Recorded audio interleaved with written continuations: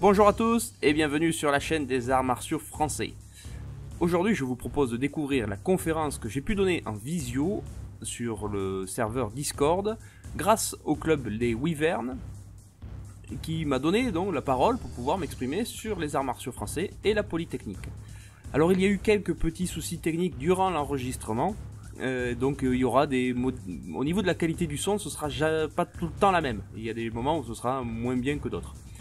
Malgré tout, j'espère que cela vous plaira. J'ai scindé la conférence en 5 parties et vous aurez les morceaux qui seront mis en ligne petit à petit au gré du temps dont je dispose pour pouvoir faire les montages. Sur ce, eh bien, j'espère que ceci vous plaira et à bientôt.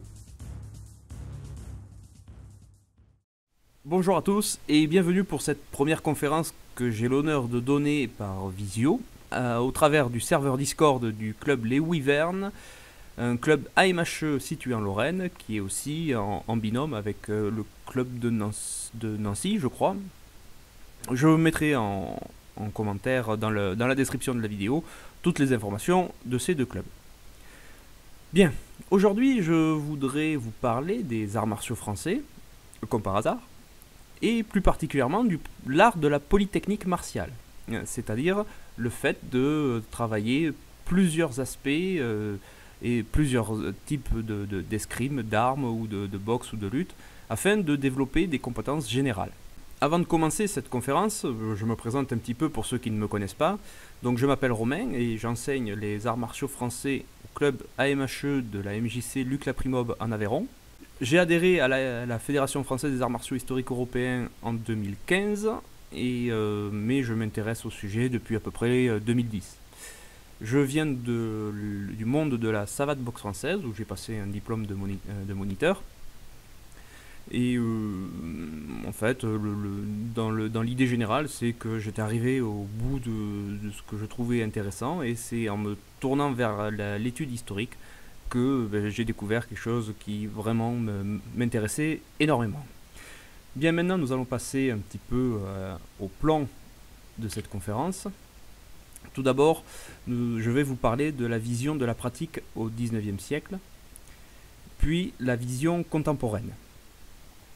En deuxième partie, nous verrons les bases, parce que pour comprendre de quoi je veux vous parler, et de cette polytechnique, il faut déjà savoir de quoi est-ce qu'on va parler. Je vais donc énumérer et expliquer dans les grandes lignes, en donnant quelque peu mon avis personnel, qui, bien évidemment, n'engagera que moi. Et il faudra bien comprendre que je ne vise pas les personnes lorsque j'ai des revendications ou des choses à critiquer. Je ne critique pas les personnes, mais je critique un système ou oui, on va dire un système ou voilà, un montage administratif, mais je ne vise personne nommément parce que je n'ai personne à viser. La plupart des gens, je ne les connais pas de toute façon. J'ai rien contre eux. Mais il faut bien comprendre que j'ai des choses à dire et que forcément ça vise quelque chose. Donc on va parler de la savate et de la boxe française, l'escrime de pointe et de contre-pointe, l'escrime de la canne, l'escrime du bâton et de l'espadon. J'essaierai de parler un petit peu plus de ça, mais bon, j'ai mis ça histoire de faire un peu de polémique, mais rien de plus. La lutte à main plate et à pogne, la baïonnette, et les armes non conventionnelles. En partie 3, nous allons découvrir le MCU, ou le martialisme cohérent universel. C'est une expression barbare que j'ai inventée pour le thème de cette conférence, et qui, au sortir de cette conférence, n'aura plus aucune valeur. En partie 4, je vous donnerai mon avis sur la spécialisation et ce qu'elle est comme erreur fondamentale, à mon avis, pour pouvoir, pour pouvoir bien comprendre les arts martiaux français. Faire de la spécialisation, c'est une erreur fondamentale, et je vous expliquerai pourquoi. Et en partie 5, conclusion, où voilà, on reviendra un petit peu sur le fin, on fera un petit jeu de questions-réponses pour ceux qui auront des choses à me demander, et afin peut-être d'éclaircir certains propos que j'aurais pu avoir.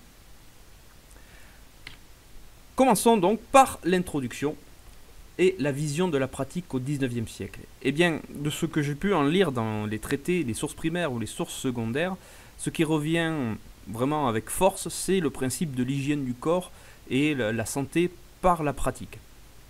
C'est-à-dire, on peut déjà le voir dans le manuel de Michel Pisseux, Alors, le manuel de Michel Pisseux, je resitue, hein, c'est un de ses élèves qui a écrit ce manuel, mais ce n'est pas le maître en lui-même qui a écrit.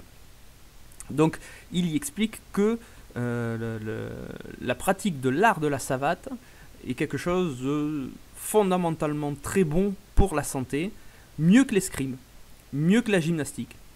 Parce que si l'escrime, même si c'est quelque chose de très bien, il le dit lui-même, mais il y a des limites à l'hygiène que ça peut apporter. Et la gymnastique aussi, il y a des limites, et ces limites sont souvent sur le fait qu'on va se faire mal, et voire se faire très mal. Pas de problème comme ceci avec la savate, car la savate permet l'ambidextrie, et elle permet d'aguerrir et de muscler son corps, de le rendre plus tonique, vif et alerte, sans le blesser. Donc c'est vraiment, après on peut voir chez Charlemont et encore quelques autres auteurs, ils martèlent bien là-dessus, c'est l'hygiène du corps, la pratique, c'est ça qui fait du bien. Juste après, on voit l'autodéfense. Parce que les mouvements que l'on apprend, même si c'est bon pour le développement du corps, c'est aussi très bon pour essayer de se sortir d'une situation sérieuse dans la rue.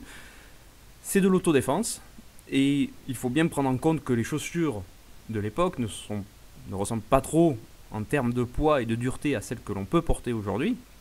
Autrement dit, lorsque l'on pratique la savate, on ne pratique pas un art sans armes, mais en fait, si on a les mains nues, en tout cas, on a les pieds armés, et la savate, ainsi que la boxe française, permet l'usage et l'utilisation avec un bon degré d'efficacité dans le domaine de la défense, avec les chaussures. On continue ensuite sur ce qu'on trouve dans des... Alors, c'est pas des manuels d'autodéfense, et c'est pas des manuels d'hygiène, mais ce sont des manuels qui utilisent la savate en plus d'autres choses. On peut notamment voir ça dans le manuel de gymnastique éclectique de Henri de Jarry de Bouffémont, un pavé de 600 pages. Eh bien, il y a une forte partie de gym, et ensuite, on a une forte partie de lutte, de canne et de boxe. Et donc, il conseille de pratiquer la boxe française parce que ça développe le corps, que ce soit pour les jeunes enfants, les jeunes adultes ou les adultes. Ça permet de fortifier et on va dire de garder une forme même après un âge où normalement on ne pratique plus. Alors, chose que j'ai lue par exemple dans le manuel de Legrand, où il explique que les jeunes hommes durant leur service militaire sont fort vigoureux parce qu'il y a ces exercices de développement du corps et notamment de la boxe française, et que lorsqu'ils sont rendus à la vie civile et qu'ils empoignent une vie de bureaucrate ou de personnes qui travaillent de façon sédentaire, eh bien ils deviennent gros, gras, impotents, et tout ça c'est parce qu'ils ne pratiquent plus. Et enfin, on retrouve dans la vision de la pratique, c'est la guerre des méthodes, où il va y avoir vraiment une mise en concurrence des maîtres les uns par rapport aux autres, tout simplement parce qu'ils vivent de leur méthode, et donc il faut qu'ils prouvent que la leur est meilleure que celle du voisin. Donc il y a une compétition au nombre d'élèves, mais aussi à la pertinence de ce qu'ils enseignent, et notamment c'est entre la méthode Lecours et la méthode Charlemont. On voit des rivalités. Alors la méthode Lecours, elle est reprise par Leclerc, donc mieux vaut lire les livres de Leclerc. De toute façon, les livres Lecours, on les a pas trouvés. Enfin, en tout cas, moi, je ne les ai pas trouvés. Et donc, du coup, il s'envoie des fions un petit peu quand même par livre interposé, sachant que la technique que propose l'un, elle est nulle, ou elle vaut rien, ou elle est purement fantaisiste, et ainsi de suite. Donc, et c'est pareil pour la canne, c'est pareil pour toutes sortes de choses, même l'épée. Donc c'est vraiment assez intéressant à voir cette vision et la façon dont ils abordaient le sujet, et surtout ce qu'on ne retrouve pas, ou très très peu, ou alors c'est uniquement sous forme de gala ou ce qu'on appelle les assos-concerts, mais il n'y a pas cette omniprésence de la compétition et du sport. C'est carrément, ça peut arriver de voir quand il y a deux tireurs on sait qu'ils sont bons et on veut savoir qui ils sont. Ils vont se confronter publiquement, et c'est souvent les maîtres ou les prévôts des maîtres qui se confrontent.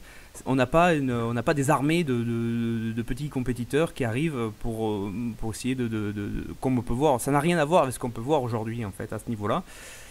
Par contre, on a donc des duels de maîtres Et je trouve ça assez intéressant. Ce serait amusant aussi qu'on puisse retrouver ce genre de choses, des duels de maîtres et de méthodes, pour voir un peu comment se situe l'un par rapport à l'autre.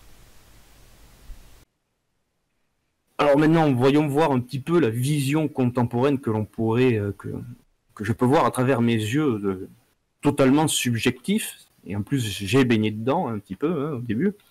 Donc, qu'est-ce que c'est que, pour exemple, toujours la boxe française, qu'est-ce que c'est? C'est du sport. Qu'est-ce que c'est que l'escrime olympique? C'est du sport.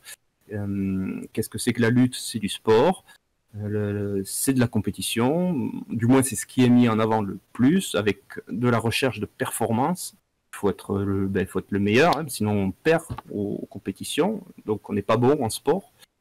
Il y a quand même une notion d'entretien physique, mais à côté de ça, il y a un culte de l'apparence. On va pas pratiquer.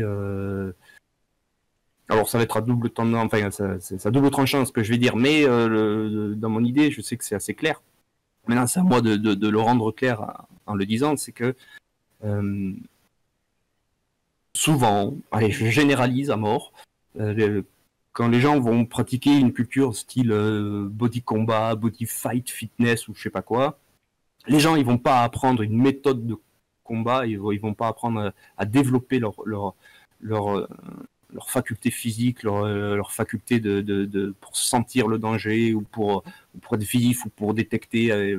Ils y vont pour raffermir les fesses et durcir les abdos, quoi. C'est ça, et transpirer un peu. Ouais, on en est là. Et il n'y a pas, y a rien derrière. Très souvent, il n'y a rien derrière. Et enfin, dans toutes ces approches, hein, que ce soit lutte, boxe, escrime et les autres domaines que je peux oublier, eh bien, il y a une méthode fédérale obligatoire. Il n'y a plus de guerre de méthode, puisqu'il n'y en a qu'une. Et pour moi, ça amène un gros problème que je développerai un peu plus tard aussi. Donc en gros, c'est la vision que moi je peux en avoir sur la vision contemporaine. Si les gens ont des questions à ce sujet, pareil, vous écrivez dans le chat.